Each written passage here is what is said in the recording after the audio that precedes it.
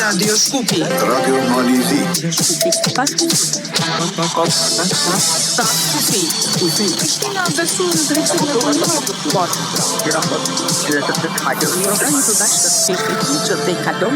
e programi i përbashkët për zhvillimet që të kalojnë ufit shtetëror. Miq e emisionit Pa Kufi, mirë se vini edhe një takim të përbashkët të serviseve publike, Radio Shkupit, Radio Tirana, Radio Kosova dhe Radio Malizi. Unë jam Emdali Sufi, i ftuar im në studion në Shkup është profesoresh doktor Fitore Bajrami, amdi prodekane në Universitetin Shtetëror të Titorës. Tema që do të trajtojmë sot është fillimi i vitit të ri akademik universitar në vendet tona, realitetet dhe sfida. Përshëndetje profesoresh, mirë se erdhe në Pa Kufi. Përshëndetje, faleminderit shumë për ftesën. Është një nderës për mua që të jem si përfaqësuese e universitetit sigurisht. Gjithsesi jemi të nderuar, jemi privilegjuar në fakt sepse gjatë këtyre 11 sezoneve nuk u kemi pasur kurrë dhe shpresoj që t'ja dalim mirë. Bëjmë lidhjen e parë edhe me Radio Tiranën, atje me kolegun tim, Jaho Marxheka, është i ftuar profesor Enrico Ceko. Përshëndetje Jaho, do dëgjojmë shpresoj. Përshëndetje me medali për ju dhe të ftuarën tuaj, përshëndetje për të gjithë dëgjuesit tanë, për kolegët në studio të tjera dhe të ftuarit e tyre, siç thatë edhe ju, unë tani jam këtu në studio me profesor Enrico Cekon. Profesor, faleminderit shumë që erdhet sot në Pa Kufi. Unë ju falenderoj edhe për mundësinë që komunikuam së bashku dhe ram dakord që diskutonim këtë çështje. Më vjen mirë edhe që janë prezent dhe kolegët. Faleminderit. Po me medali? Faleminderit Jaho, falenderojmë edhe profesorin Enrico Ceko me kolegen Mirvete Uka në studion e Radio Kosovës, është profesoresh të asociuar Majlinda Gjelaj, prorektore për zhvillim institucional, cilësi dhe çështje studentore, Universiteti Hasan Prishtina në Prishtinë. Dëgjojmë Mirvete? Përshëndetje me medali, ju dëgjojmë pak dopt juve në Shkup, po do të shohim nëse mund ta rregullojmë gjatë emisionit ton. Tiranën e dëgjojmë shumë mirë. Unë kam ftuar profesoren asociuar Majlinda Gjelaj, prorektore për zhvillim institucional, cilësi dhe çështje studentore në Universitetin Hasan Prishtina në Prishtinë. Profesoresh Majlinda, mirë se erdhe, faleminderit shumë. Faleminderit për ftesën, kënaqësi të jam pjesë. Po me medali? Faleminderit Mirvete, faleminderit edhe të ftuarën tuaj zonja Majlinda Gjelaj.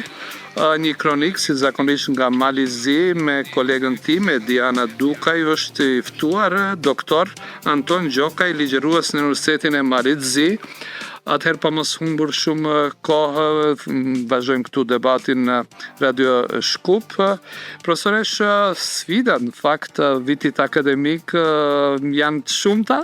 Universiteti i Tetovës në fillim të viteve 90 është ballafaquar me sfida ndryshme, sfida tjera, kemi qenë student. Me çfarë ballafaqohet Universiteti i Tetovës këtë fillim vit? Shumë i renisët në fakt ju dhe unë pajtohem me atë se çdo gjenerat ka një sfidë të re.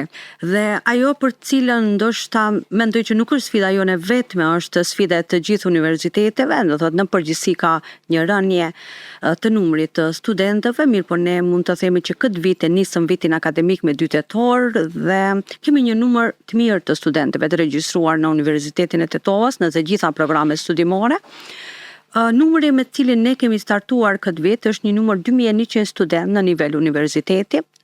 Universiteti i Tetovës ka 13 fakultete dhe mbi 90 programe studimore, që mund ta themi pa modesti që në vend themi ka një zgjedhje mjaft mirë që studentët e rinj ose nxënësit potencial për të zgjedhur për studiuar programet studimore. Sfidat me të cilat do të ndeshemi ndoshta një të ardhmen e afër, do thotë është sfidat e bashkëkohësisë, ndoshta këto që po i ndjekim dhe ne po mundohemi mjaft mirë të integrojmë ato, siç është inteligjenca artificiale, siç janë trendet më të reja që ta themi edhe ne si staf, por edhe si institucion, si universitet po mundohemi të përgjigjemi në kohë.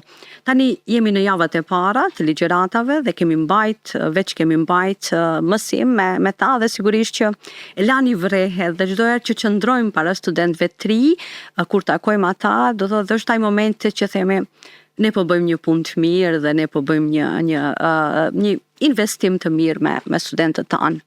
Sigurisht, përshtatja e universitetit me tregun janë ato sfidat permanente që u ndjekin sepse ju vini nga fakulteti filozofik dhe ato, si thua, ne në servisin publik bëjmë kujdes që për të ruajtur për kualitetin.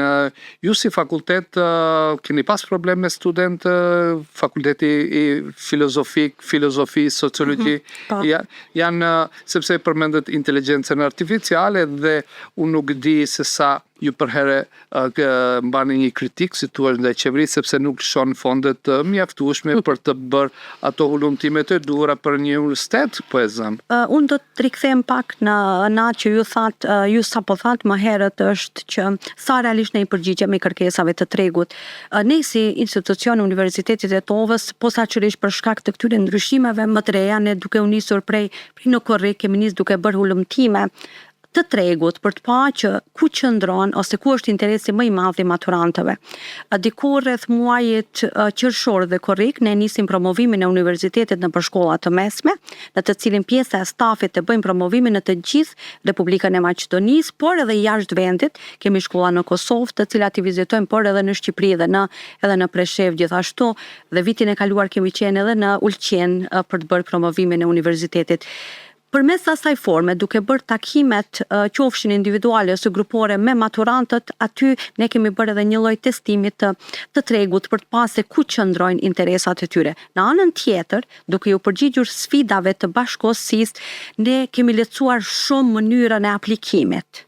Kuptimin që të gjithë maturantët kanë pas mundësi që në korrik gusht të aplikojnë online përmes profilit që ne kemi si sistem, kemi sistemin LMS dhe kemi të gjitha ato aplikacionet për të aplikuar vetë nxënësi përmes aplikacionit online. Në atë, të thot, një maturant ka aplikuar, i ka dhënë të gjitha të dhënat, aty ka shënuar suksesin e tij dhe pastaj në kohë reale është informuar për të gjitha, themi, afatet e regjistrimit, kohën kur dalin rezultatet, dhe t'ua them të drejtën, kjo si mënyrë është treguar shumë e suksesshme dhe në anën tjetër në një farë forme ka kontribuar që lehtësisht maturantët të aplikojnë, themi, nuk ka pas ndonjë lloj birokracie e dokumenteve. Por në anën tjetër, shërbimet e universitetit kanë qenë gjithmonë të gatshme për t'u përgjigjur në kohë kërkesave që kanë pas maturantët.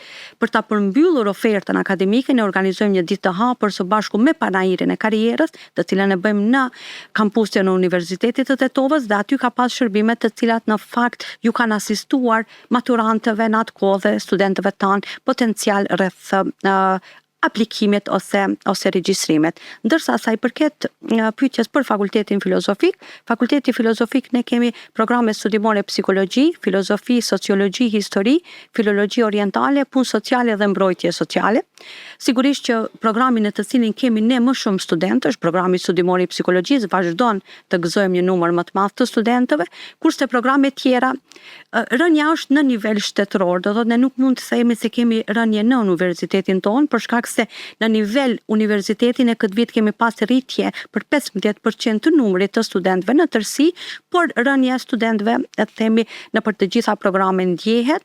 Historia këtë vit na ka befasuar, kemi një numër të madh të studentëve që janë regjistruar në programin e historisë, kemi mbi 20 veta, kurse programe tjera, filozofia, sociologjia, puna sociale dhe mbrojtja sociale, kemi një numër më të vogël të studentëve, por sigurisht edhe ai numër i vogël i studentëve plotson kushtet për të formuar një grup dhe për të. Shumë e bukur është kjo fjala challenge, ne kemi sfida dhe realitete, dhe Universiteti i Tetovës si qëndron në gjithë ato, si thua, ato ranglistat që bën, bëhet llogari, bëhet në përgjithësi për këtë, sepse kur flasim për rënjen e cilësisë, nuk ka të bëjë vetëm me Universitetin e Tetovës, disperzimi, ndarja nga një universitet në 50, siç ka qenë para shumë viteve në Tiranë, bëri që edhe shumë faktor tjerë, bëri që të bjerë niveli i cilësisë. Mbajmë, si thua, këtë përgjithësi para gjeneratave të reja për këtë fenomen. Mbase do të them pjesën e dytë, sepse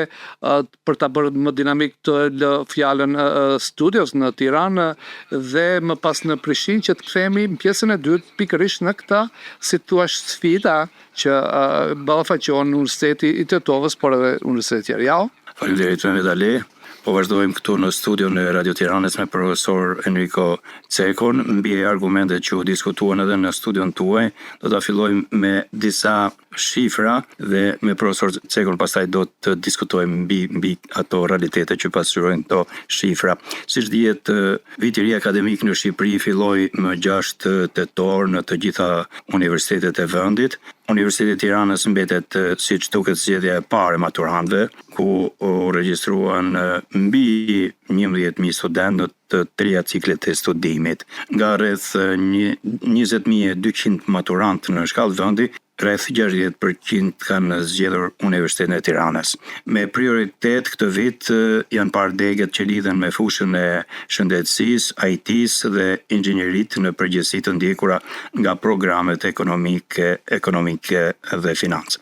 Ndërkohë kuotat në degët e mjekësisë, stomatologjisë, farmacisë dhe arkitekturës tek Universiteti Politeknik i Tiranës janë plotësuar 100%. Gjithashtu edhe degët e IT-së. Kuotat gjithashtu janë të plotësuar edhe tek të 2 akademitë e Ministrisë së Mbrojtjes dhe të Rendit. Regjistrimet në universitetet publike sillen diku rreth 75%, ndërsa në universitetet private rreth 25%. Profesor Ceko, janë disa shifra mbi të cilat do të diskutojmë, por të theksojmë edhe atë se krahas degëve që kanë patur prioritet, ka degë që edhe janë rrezikuar, si mësuesia dhe të tjerë. Si e ke parë këtë fillim viti akademik nisur nga realitetet që na janë pasqyruar? Në radhë të parë, mua më vjen mirë që të gjithë institucionet e arsimit lartë në zonat shqipfolse e kanë filluar në të njëjtën datë vitin akademik në institucionet e arsimit lartë. Jo, ndoshta kanë filluar në të njëjtën datë. Në datën 6 kanë filluar. Në përgjithësi.